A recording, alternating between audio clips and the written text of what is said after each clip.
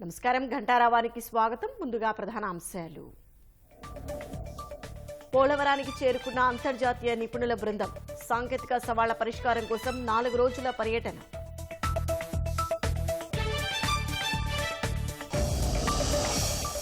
ఆలమూరులో ఇళ్లు నిర్మించి ఇస్తామని నిధుల దోపిడీ, వెలుగులోకి మాజీ ఎమ్మెల్యే తోపుదుర్తి కుటుంబం అక్రమాలు.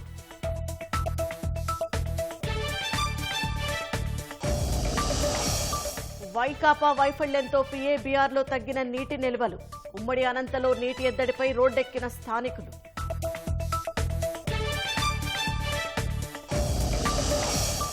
ప్రకాశం జిల్లాలో రాజధాని రైతుల తిరుమల పాదయాత్ర, నాగులుప్పలపాడులో పూలతో స్థానికుల ఘన స్వాగతం.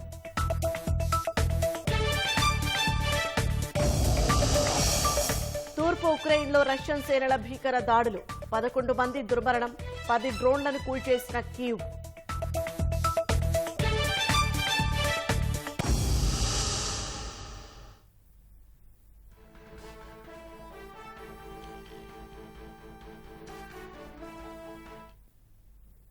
తాజాంశాన్ని చూస్తున్నాం. పోలవరాన్ని అంతర్జాతీయ నిపుణుల బృందం పరిశీలిస్తోంది. ఇక మరింత సమాచారం మా ప్రతినిధి కృష్ణ అడిగి తెలుసుకుందాం.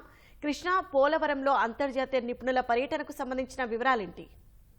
షాహీన్, ఏదైతే పోలవరం ప్రాజెక్టులో అంతర్జాతీయ జలవనరుల రంగ నిపుణుల పరిశీలన అనేది కొనసాగుతుంది. ఏదైతే 4 రోజుల పర్యటన మేరకు వాళ్ళు పోలవరం రావడం జరిగింది. ఏదైతే గత రాత్రి ఢిల్లీలో సమావేశమైన వారు గత రాత్రి పోలవరం చేరుకోవడం జరిగింది. మొత్తంగా చూస్తే కనుక గత 5 ఏళ్ల పాటు పోలవరం ప్రాజెక్టు నిర్లక్ష్యం వల్ల విధ్వంసానికి గురైందని చెప్పి ప్రభుత్వం ఆరోపిస్తూ వచ్చింది. దీనికి సంబంధించి శ్వేతపత్రం కూడా విడుదల చేసింది. ఏదైతే 2020లో వచ్చిన వరదల వల్ల నిర్లక్ష్యానికి గురవటం వల్ల డయాఫ్రమ్ వాల్ అనేది పూర్తిగా దెబ్బతిందని చెప్పి అంచనాకు వచ్చారు. ఆ తర్వాత 3 ఏళ్ల పాటు దెబ్బతిన్న డయాఫ్రమ్ వాల్ కూడా గుర్తించకపోవడం వల్ల కూడా తీవ్ర నష్టం జరిగిందన్నది ఇటీవల విడుదల చేసిన శ్వేతపత్రంలో ప్రభుత్వం పేర్కొంది. అలాగే ఎగువ కాపర్ డ్యాం, దిగువ కాపర్ డ్యాం లో కూడా తీవ్ర నష్టం వాటిల్లిందని చెప్పి ప్రకటించడం జరిగింది. గత తెలుగుదేశం ప్రభుత్వ హయాంలో ఏదైతే 72% పనులు పూర్తి చేసిన గత 5 ఏళ్లలో వైసీపీ ప్రభుత్వం ఏమాత్రం పూర్తిగా నిర్లక్ష్యం చేయటం వల్ల అప్పుడు పూర్తి స్థాయి విధ్వంసం జరిగిందన్నది ప్రధాన ఆరోపణ. దీనికి సంబంధించి తిరిగి ప్రాజెక్టును పూర్తి చేసి తిరిగి అందుబాటులోకి తెచ్చేందుకు ఎంత సమయం పడుతుందో అంచనా వేసేందుకు కూడా ఇప్పుడు కష్టంగా మారిందని చెప్పి ఇటీవల శ్వేతపత్రం విడుదల సందర్భంగా ముఖ్యమంత్రి చంద్రబాబు స్వయంగా ప్రకటించారు.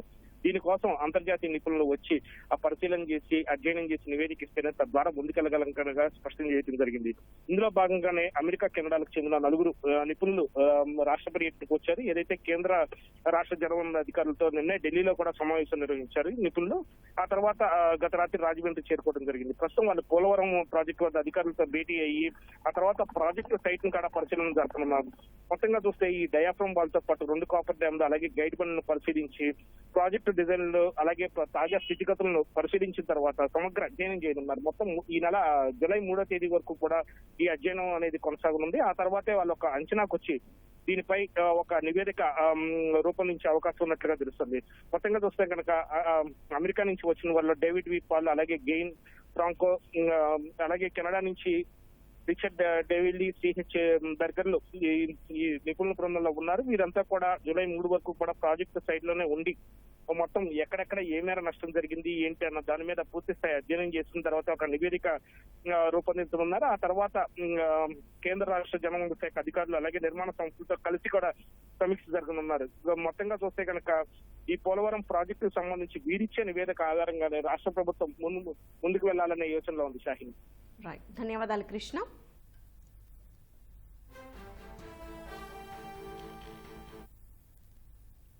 రాష్ట్రంలోని గ్రామాల అభివృద్ధికి కేంద్రం నుంచి భారీగా నిధులు తెచ్చేలా కృషి చేస్తారని కేంద్ర సహాయ మంత్రి పెమ్మసాని చంద్రశేఖర్ అన్నారు. కేంద్ర మంత్రిగా బాధ్యతలు చేపట్టిన తర్వాత తొలిసారి స్వగ్రామానికి వచ్చిన ఆయనకు స్థానికులు ఘన స్వాగతం పలికారు. తొలుత తెనాలి మండలం అంగలకుదురులో ఎన్టీఆర్ విగ్రహానికి పూలమాలలు వేసి నివాళులు అర్పించారు. అనంతరం తెనాలిలో కాళీమాత దేవాలయాన్ని దర్శించుకున్నారు. వెస్ట్బెరీ స్కూల్ వద్ద ఉన్న తన తండ్రి విగ్రహానికి నివాళులు అర్పించారు. తర్వాత బుర్రిపాలెం చేరుకున్న పెమ్మసాని బహిరంగ సభలో పాల్గొన్నారు. గుంటూరు నియోజకవర్గ సమస్యలని తీరుస్తారని హామీ ఇచ్చారు. రైల్వే శాఖ మంత్రి గారితో కలిశాను. నేను గుంటూరు జిల్లాకి కావాల్సిన రైల్వే ప్రాజెక్టులన్నీ కూడా చేసి పెడతానన్నారు. శంకర్ విలాస్ బ్రిడ్జ్ 70 సంవత్సరాల కళ గుంటూరు ప్రజలకి. తప్పనిసరిగా అవే కాకుండా మిగిలిన రైల్వే బ్రిడ్జెస్ అన్ని కూడా డిపిఆర్లు అన్ని చేయించి అవన్నీ చేసే ప్రక్రియ తీసుకుంటాం. రూరల్ డెవలప్మెంట్ అంటే మీకు తెలియదే ఉంది. గ్రామాలు ఇవి కావాలని మనమే అని అడిగి తీసుకున్నటువంటి మినిస్టరీ. ఎందుకంటే గ్రామాల్లో రోడ్లు కానీ, లేకపోతే పేదవాళ్ళకి ఇళ్లు కానీ, అదేవిధంగా పేద మహిళలు స్కిల్ డెవలప్మెంట్ చేసుకొని స్వయం ఉపాధి తెచ్చుకునే విధంగా గ్రామీణ ప్రాంతాన్ని ఏ విధంగా అభివృద్ధి చేయాలో అవి కూడా ఆలోచిస్తాం. బట్ దేశంలో కరప్షన్ పోయే విధంగా ల్యాండ్ రికార్డ్స్ అనేది కూడా నా దగ్గరే ఉంది. ల్యాండ్ రికార్డ్స్ మొత్తం సెంట్రలైజ్ చేస్తాం.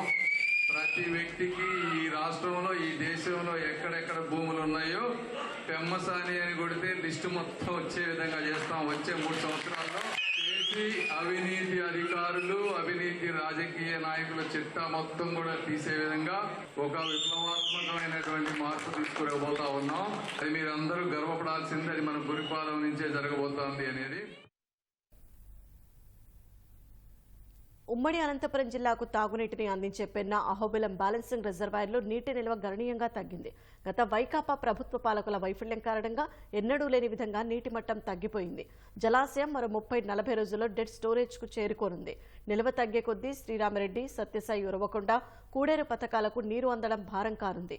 ఇప్పటికే కొన్ని గ్రామాల్లో తాగునీటి సమస్యతో ప్రజలు అల్లాడిపోతున్నారు. తాగునీటి సమస్య పరిష్కరించాలంటూ శ్రీ సత్యసాయి జిల్లా తలుపుల మండలం ఏపులపల్లి వాసులు ఆందోళన చేశారు. కొన్ని నెలలుగా తాగునీటి సమస్యతో ఇబ్బందులు పడుతున్నామని వాపోయారు. నీటి పథకాలను పునరుద్ధరించాలని అధికారులను కోరినా పట్టించుకోలేదని మండిపడ్డారు.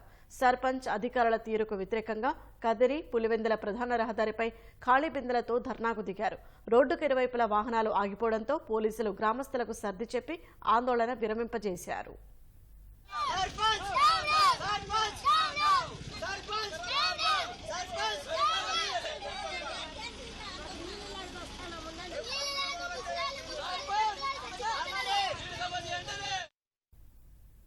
విజయవాడలో అర్హత లేకుండా కొంతమంది దొంగ నోటరీలు చేస్తున్నారని న్యాయవాదుల సంఘం ప్రతినిధి కొంగరసాయి ఆరోపించారు.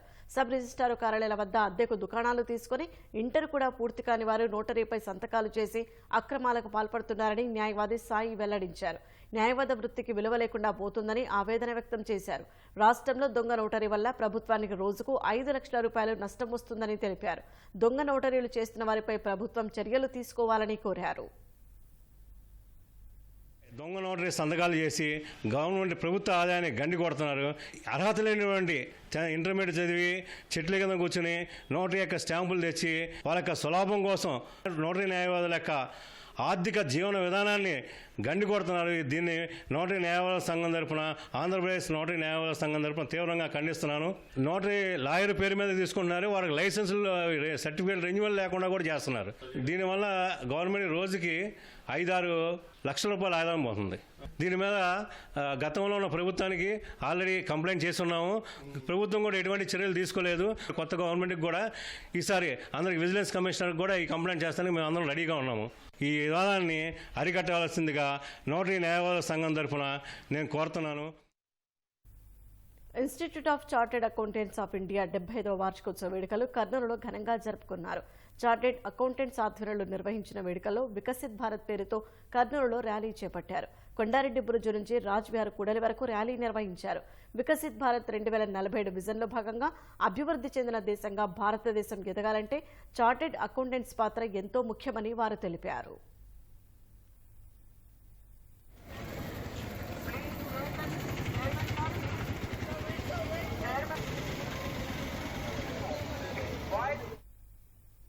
మన ఇళ్ల మధ్యకు ఆయన వస్తున్నారని సంబరపడ్డారు.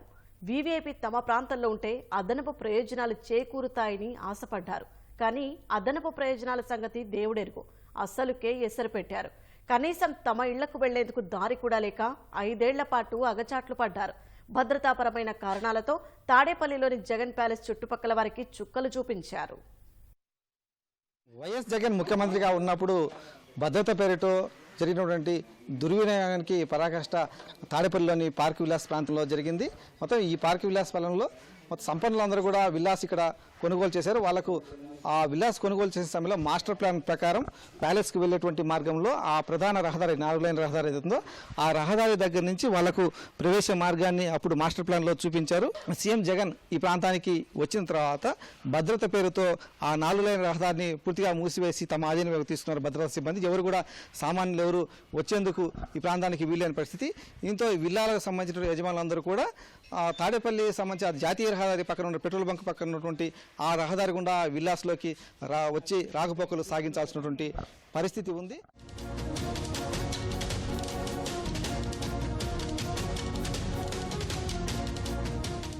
చూశారు కదా, జగన్ నివాసం చుట్టూ ఉన్న అందమైన విల్లాలు.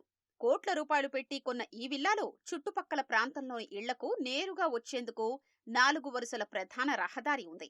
విల్లాలు, ఇళ్లు కొనుగోలు చేసేటప్పుడు కూడా వీరికిచ్చిన మాస్టర్ ప్లాన్లోనూ ప్రధాన రహదారి చూపించారు. కానీ ఇప్పుడైతే జగన్ ఆ ప్రాంతానికొచ్చారో వారికి కష్టాలు మొదలయ్యాయి. భద్రతాపరమైన సాకు చూపుతూ జగన్ నివాసం ముందున్న 4 వరుసల రహదారిని పూర్తిగా వారి ఆధీనంలోకి తీసుకోవడంతో చుట్టుపక్కల ఉన్న అపార్ట్మెంట్ వాసులు విల్లాలు కొనుగోలు చేసిన వారికి దారి లేకుండా పోయింది. వారు మరోవైపు జాతీయ రహదారి వైపు నుంచి ఉన్న 30 అడుగుల రహదారి మీదుగానే ఇన్నాళ్లు రాకపోకలు సాగించారు. వైకాపా ఘోర ఓటమి తర్వాత 4 వరుసల రహదారిని ప్రజలకు అందుబాటులోకి తెచ్చినా ఇప్పటికీ ఆ రహదారి నుంచి విల్లాల్లోకొచ్చే మార్గం మాత్రం ఇంకా మూసి ఉంచారు. పోలీసు చెక్పోస్టులు సైతం కొనసాగిస్తూనే ఉన్నారు.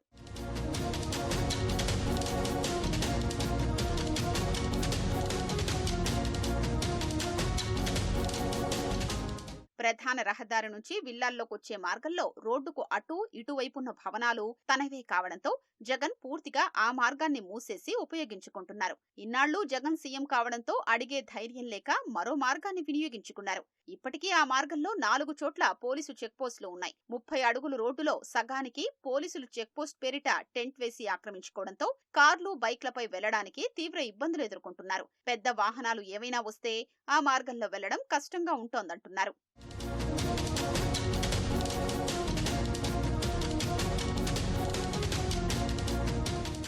మాస్టర్ ప్లాన్ ప్రకారం జగన్ తో పాటు ఇతరులు కూడా దారిని వినియోగించుకునే హక్కు ఉన్నా దారి మూసేసి గేట్లు ఏర్పాటు చేసుకోవడంపై విల్లా యజమానులు అభ్యంతరం తెలుపుతున్నారు. ఆ 4 లైన్ రహదారి నుంచి తమ విల్లాస్కు వెళ్లేందుకు రహదారి ఏర్పాటు చేయాలని చెప్పేసి అయితే ఈ విల్లాస్ సంబంధించినటువంటి యజమానులు కోరుతున్నారు. కెమెరామెన్ అలితో పూర్ణచంద్రశేఖర్, ఈటీవీ న్యూస్, గుంటూరు జిల్లా. వైకాపా ప్రభుత్వంలో అప్పటి ఎమ్మెల్యేల అక్రమాలు ఒక్కొక్కటిగా వెలుగు చూస్తున్నాయి. రాప్తాడు మాజీ ఎమ్మెల్యే తోపుదుర్తి ప్రకాష్ రెడ్డి కుటుంబం జగనన్న ఇళ్లు నిర్మించి ఇస్తామని చెప్పి నిధులు కొల్లగొట్టింది. పేదలకు గూడు దూరం చేసింది. అనంతపురం గ్రామీణ మండలం ఆలమూరు కొడిమి గ్రామంలో 7,648 ఇళ్లు నిర్మిస్తామని చెప్పి కేవలం 1,945 ఇళ్లను అరకొరగా నిర్మించి నిధులు దండుకుంది. అనంతపురం జిల్లా రాప్తాడు మాజీ ఎమ్మెల్యే తోపుదుర్తి ప్రకాష్ రెడ్డి వైకాపా ప్రభుత్వంలో తన రాక్రిట్ సంస్థ ద్వారా లబ్ధిదారులకు ఇళ్లు కట్టించే కాంట్రాక్టు తీసుకున్నారు. అనంతపురం గ్రామీణ మండలంలో ఆలమూరు, కొడిమి గ్రామాల్లో 7,648 ఇళ్లు నిర్మించి ఇచ్చేలా ఒప్పందం చేసుకున్నారు. లబ్ధిదారులకు ఇచ్చే ₹1,80,000 లబ్ధిదారుడు నుంచి మరో ₹35,000 తీసుకుని ఇల్లు నిర్మించి ఇవ్వాల్సి ఉంది. ఒక్క ఆలమూరు, కొడిమిలోనే 6,000 ఇళ్లు నిర్మించాలి. అయితే ఎక్కడా ఇళ్లను నాణ్యతగా నిర్మించకపోగా అసంపూర్తి నిర్మాణంతో లబ్ధిదారులకు చుక్కలు చూపించారు. ఇళ్లకు తలుపులు, కిటికీలు, ఫ్లోరింగ్ పూర్తి చేయకుండానే బిల్లు పెట్టి నిధులు కాజేశారు. ఇదే లేఅవుట్ లో ఇంటి పట్టాలు పొందిన 272 మంది లబ్ధిదారులకు ఇళ్లు మంజూరు కాలేదు. వీరంతా తమకు ఇల్లు మంజూరు చేయాలని అధికారుల చుట్టూ తిరుగుతూ ఉంటే వారి పేరుతో రాక్రిట్ సంస్థ సిమెంటు, ఇసుక, స్టీల్ తీసుకున్నట్లు ఆరోపణలు ఉన్నాయి. కరెంటు మేము వాళ్ళే వేసినాము, మేము ఖర్చు పెట్టి కట్టించుకున్నాము. బాత్రూమ్ కానీ డబ్బులు ఖర్చు పెట్టుకున్నాం సార్. 80,000 ఖర్చు పెట్టుకుంటున్నాం. అంతా చాలా ఇబ్బంది ఉంది సార్. మాకు నీళ్ళదే చాలా ఇబ్బంది ఉంది సార్. ఈ లైన్కి లేదు, అవతల లైన్కి ఉన్నాయి నీళ్ళు. అంతే సార్. ఆడి నుంచి మోసుకొచ్చుకుంటాం సార్ బిందెలతో. పైపులు ఏమేసినారు, ఈ లైన్కి వేయలే. భయమే కదా సార్. లైట్లు అక్కడ అంతా లైట్లు వేస్తారు, అంత వెళ్తారు వస్తుంది. లైట్లు లేవు అక్కడ, మబ్బు. రాత్రి అయితే మబ్బు. ఇక్కడ లైట్లు లే. అది ఆడ మూల ఒకటి ఉంది, ఆ మూల ఒకటి ఉంది అంతే సార్. దూరమే సార్, ఇంకేం బాడీకి కట్టుకోలేక అందుకే వస్తున్నాం. అనంతపురం జిల్లాలో ఇళ్ల నిర్మాణానికి ఒప్పందం చేసుకున్న రాక్రిట్ సంస్థ కేవలం 1945 ఇళ్లు మాత్రం నిర్మించినట్లు రికార్డుల్లో నమోదైంది. పేదలకు ఇళ్లు కట్టిస్తామని చెప్పిన సంస్థ ఏడాదికి సరిపడా స్టీల్ ను తీసుకుంది. ఈ స్టీల్ వర్షానికి తడిసి తుప్పుపట్టి నిర్మాణానికి పనికిరాకుండా తయారైంది. ఇళ్లు నిర్మించే కాంట్రాక్టర్ క్షేత్రస్థాయిలో చేసిన పనిని పరిశీలించి 3 నెలలకోసారి ఇనుము, సిమెంట్ మంజూరు చేయాలి. కానీ ముందుగానే ఇళ్ల నిర్మాణానికి సరిపడా సిమెంట్ మంజూరు చేశారు. ఇళ్ల నిర్మాణానికి తోపుదుర్తి సొంతంగా సిమెంట్, ఇటుకల తయారీ పరిశ్రమ పరిశ్రమ ఏర్పాటు చేశారు. ఇళ్లు మంజూరు కాని లబ్ధిదారుల పేరు మీద సిమెంట్, స్టీల్ తీసుకున్న రాక్రిట్ సంస్థ మొత్తం మెటీరియల్ ను తమ అవసరాలకు వినియోగించుకున్నట్లు విమర్శలున్నాయి. ఇలా తీసుకున్న సిమెంట్, ఇసుకను సొంత ఇటుకల పరిశ్రమలో వాడుకుని అవే ఇటుకలతో అరకొరగా ఇళ్లు నిర్మించి ప్రభుత్వ సొమ్ముని పెట్టుబడిగా వ్యవహారం నడిపినట్లు ఆరోపణలు ఉన్నాయి.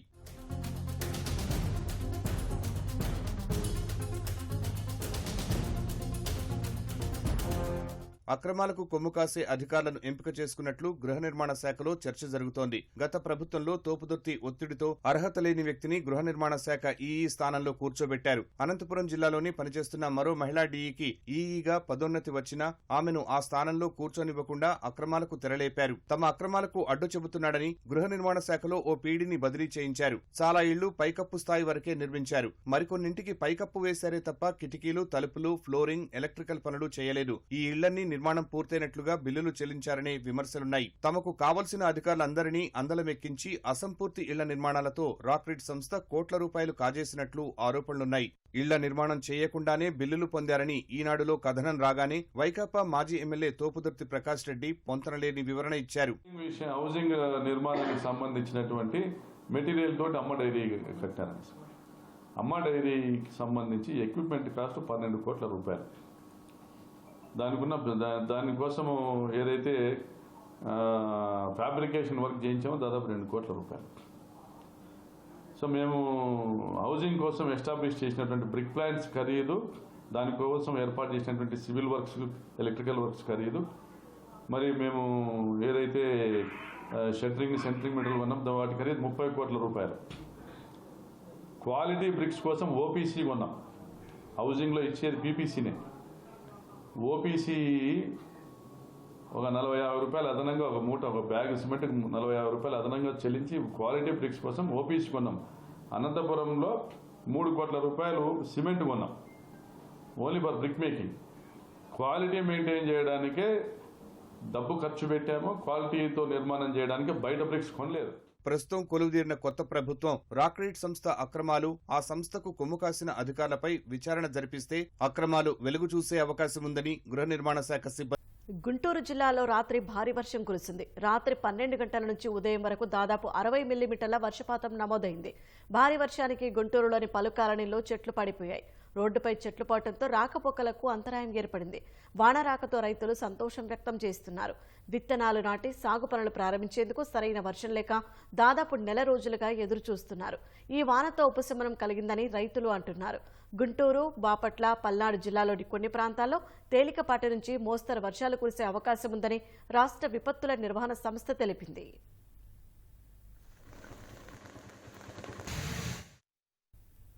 టీ20 ప్రపంచ కప్ సిరీస్లో భారత్ అద్భుత ప్రదర్శన చేసింది. టీమిండియా విజేతగా నిలవడంతో ప్రతి ఒక్క అభిమాని మురిసిపోతున్నాడు. క్రీడా విశ్లేషకులు శ్రీ వెంకటేష్ గారితో మా ప్రతినిధి నాగార్జున ప్రత్యేక ముఖాముఖి ఇప్పుడు చూద్దాం.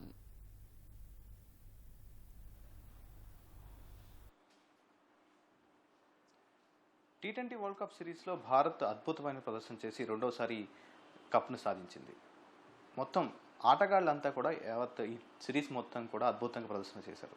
రోహిత్ శర్మ గురించి అయితే పెద్దగా చెప్పనక్కర్లేదు. సో ఓవరాల్గా క్రికెట్ దిగ్గజాలు ఇద్దరు కూడా రిటైర్మెంట్ ప్రకటించారు. భవిష్యత్తులో టీ20 భవిష్యత్తు ఏ విధంగా ఉండిపోతుంది, ఎవరికి పగ్గాలు అప్పచెప్పే అవకాశం ఉంది, తదితర అంశాలపై ప్రస్తుతం మనతో పాటు క్రీడా విశ్లేషకులు శ్రీ వెంకటేష్ గారు ఉన్నారు. మరిన్ని విషయాలు అడిగి తెలుసుకున్నాం. సార్ నమస్కారం. సార్, సో నిన్న మ్యాచ్ గురించి ముఖ్యంగా మాట్లాడుకుంటే, సో టర్నింగ్ పాయింట్ అనేది అక్కడ మనం ఏదో చెప్పుకోవచ్చు. టర్నింగ్ పాయింట్ 16వ ఓవర్ అండి. ఎందుకంటే 15 ఓవర్లు అయ్యేసరికి సౌత్ ఆఫ్రికా ఇన్నింగ్స్లో వాళ్ళు ఇంకా 30 రన్స్ చేయాలి 30 బాల్స్లో. ఆ స్టేజ్లో వాళ్ళకి వికెట్ చేతిలో ఉన్నాయి, క్లాసన్ రెచ్చిపోయి ఆడుతున్నాడు. అప్పుడు రోహిత్ శర్మ ఏం చేశాడంటే ఒక మాస్టర్ స్ట్రోక్, బుమ్రాన్ యాక్చువల్గా అతని చేత 17th and 19th ఓవర్స్ వేయించాలి, లాస్ట్ ఓవర్స్. కానీ 16th ఓవర్లో బుమ్రాని తీసుకొస్తే బుమ్రా ఆ ఓవర్లో చాలా టైట్గా 4 రన్స్ మాత్రం ఇచ్చాడు. సో ఆ ఓవర్లో రన్స్ రాలేదు కాబట్టి నెక్స్ట్ ఓవర్ ఫస్ట్ బాల్కే క్లాసన్ ఒక పెద్ద షాట్ కోసం వెళ్ళి హార్దిక్ పాండ్యా బౌలింగ్లో అవుట్ అయ్యాడు. అది టర్నింగ్ పాయింట్ అండి. అక్కడ మ్యాచ్ పూర్తిగా టర్న్ అయింది. సో ఆ దశలో 15 ఓవర్ల దశలో అయితే ప్రతి ఒక్కరూ సౌత్ ఆఫ్రికా గెలుస్తుంది, 90% ఛాన్సెస్ వాళ్ళకే ఉన్నాయని అనుకున్నాం. అంటే క్రికెట్లో ఎనీథింగ్ కెన్ హ్యాపెన్ అనేది దానికి అది ఉదాహరణగా చెప్పుకోవాలి.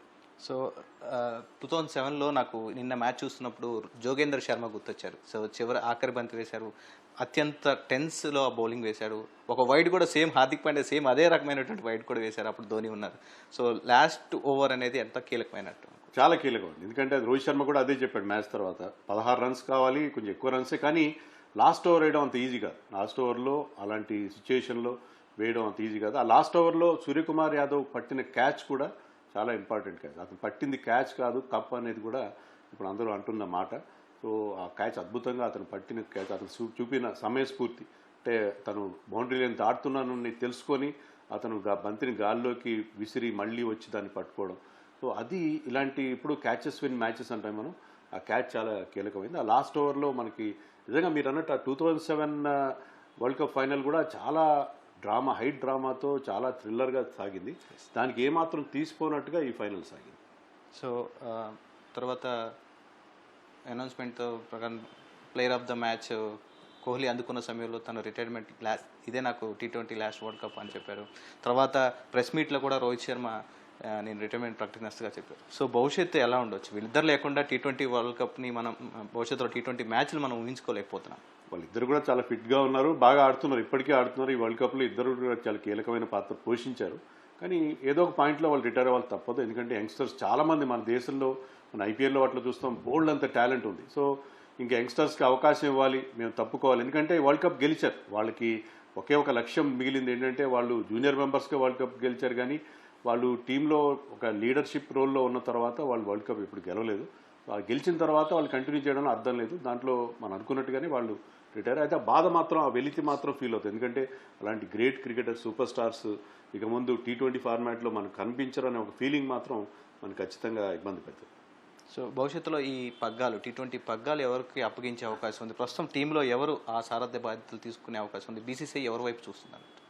ఇప్పుడైతే టీంకి హార్దిక్ పాండ్యా వైస్ కెప్టెన్గా ఉన్నాడు. హార్దిక్ పాండ్యా ఖచ్చితంగా ఈ రేసులో ముందుంటాడు. కానీ హార్దిక్ పాండ్యాకి వచ్చే ప్రాబ్లం ఏంటంటే అతనికి కొద్దిగా ఇంజరీ ప్రోన్గా ఉంటాడు, ఎప్పుడు గాయపడతాడు, ఎప్పుడు ఉంటాడని తెలియదు. అందుకనే అతనికి క్యాప్టెన్సీ ఇవ్వడానికి 1-2 సార్లు ఆలోచిస్తారు. Rishabh Pant is another candidate. Rishabh Pant కూడా ఈ రేసులో ఖచ్చితంగా ముందుంటాడు. రిషబ్ పంత్, హార్దిక్ పాండ్యా వీళ్ళిద్దరి మధ్య ఎక్కువ పోటీ ఉండొచ్చు. కేఎల్ రాహుల్ ఈ ఫార్మాట్కి అంత సూటబుల్ కాదని అనుకున్నారు కాబట్టి T20 ఫార్మాట్ విషయానికి వచ్చేసరికి వీళ్ళిద్దరి మధ్య క్యాప్టెన్సీ అనేది ఉండే అవకాశం అనిపిస్తుంది. Thank you so much sir, thank you so much. ఇది భవిష్యత్తులో రిషబ్ పంత్ మరొక కెప్టెన్గా కనిపిస్తారని విశ్లేషకులు చెప్తున్నారు. సో చూడాలి BCCI ఎవరి వైపు చూస్తుందో. ఓ టు యూ.